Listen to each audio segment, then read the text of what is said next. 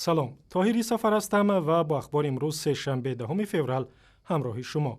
بنا به گزارش‌ها، گلرخسار رفیع و یک پرستار تاجیک که 105 روز پیش در یمن از طرف افراد نامعلوم ربوده شد، از اسارت قبیله عربی آزاد شده است. همکاران گلرخسار و نمایندگان شرکت روسیه که او را برای کار به یمن بردند، روز دهم فوریه به رادیوی آزادی گفتند گلرخسار در همین روز از اسارت قبیله عربی آزاد شده است و به جای کارش به بیمارستان مرکزی ولایت معریب برگشته است. معلوم نیست در رهایی شهروند تاجیکستان چه معامله صورت گرفته است. گلرخسار رفیع و روز 29 اکتبر سال 2014 در راه به جای کارش رفت بودند. در یمن که یک کشور ناامن عربی است، ربودن خارجیان با طلب خونبها زیاد است. گروهی از سازمان‌های حامی حقوق میگویند با وجود گذشت 20 سال از پیوستن تاجیکستان به عهدنامه بین‌المللی ضد شکنجه، این ظهورات منفی در کشور زیاد است.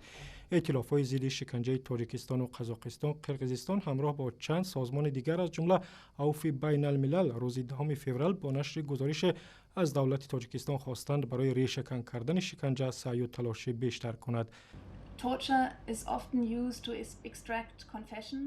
شکنجه و بدرفتاری را برای گرفتن اعتراف گناه، اقرار جنایت یا ستاندن پول به کار میبرند. از جمله میزنند، لطوکوب میکنند، با چیزهای تفسان میسوزانند، به نیروی برق میمانند. تهدید و آزار جنسی هم دیده میشود. ما همچنین از بدرفتاری در ارتش نگران هستیم که باور میرود پیوسته به نظر میرسد. در تاجیکستان سال گذشته 2 نفر بر اثر بدرفتاری و شکنجه در ارتش به هلاکت رسیدند. Last year, 2 men died as a result of such hazing and torture in the army. با گفته نماینده سازمان عفو بین‌الملل، حامیان حقوق در چند سال گذشته در تاجیکستان بیشتر از 100 مورد شکنجه متهمان به جنایت و یا زندانیان را ثبت کردند.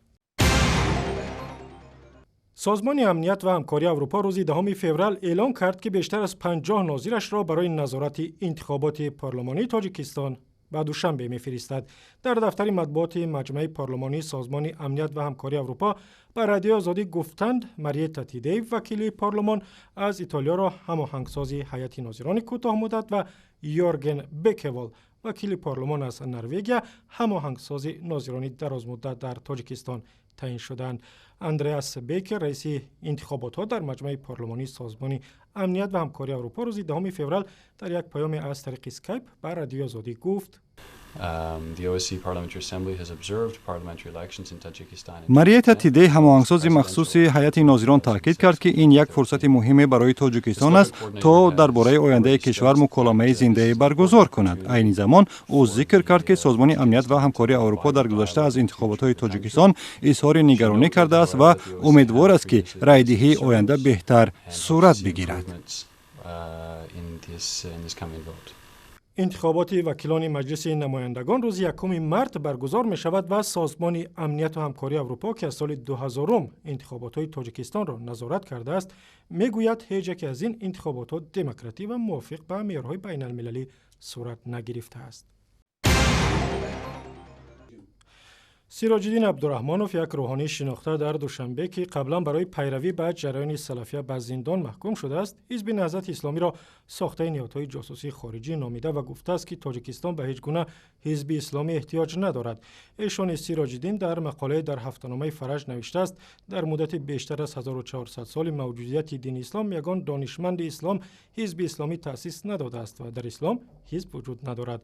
با گفته این روحانی، ساختارهای جاسوسی خارجی حزب نهضت را برای آن ساختند که در آینده مقصدهای خود را از نام حزب اسلامی در آسیای میانه عملی کنند. به اعتقاد طرفداران حزب نهضت، سیراج الدین عبدالرحمنوف خواسته های حکومت تاجیکستان را اجرا می کند. دسته خیر وحدت در بازی دور دوم انتخابی جام کنفدراسیون فوتبال آسیا بر شیخ روسل بنگلادش با حساب 1-0 پیروز شد. این بازی در ورزشگاه مرکزی دوشنبه برگزار شد و حمله‌گر حسن رستموف در نیمه اول بازی در دقیقه 22 توپ را با سر به دروازه مهمانان وارد کرد. به این ترتیب خیر در دور سوم و حل کننده انتخابی 17 فوریه در سفر با تیم سلام جهت لبنان نیرو می‌آزماید. و اخباری از این هم بیشتر در وبسایت آزادی، در صفحه های ما در فیسبوک، توییتر و یوتیوب و هم زمینه مخصوصی رادیو آزادی برای تلفن های همراه.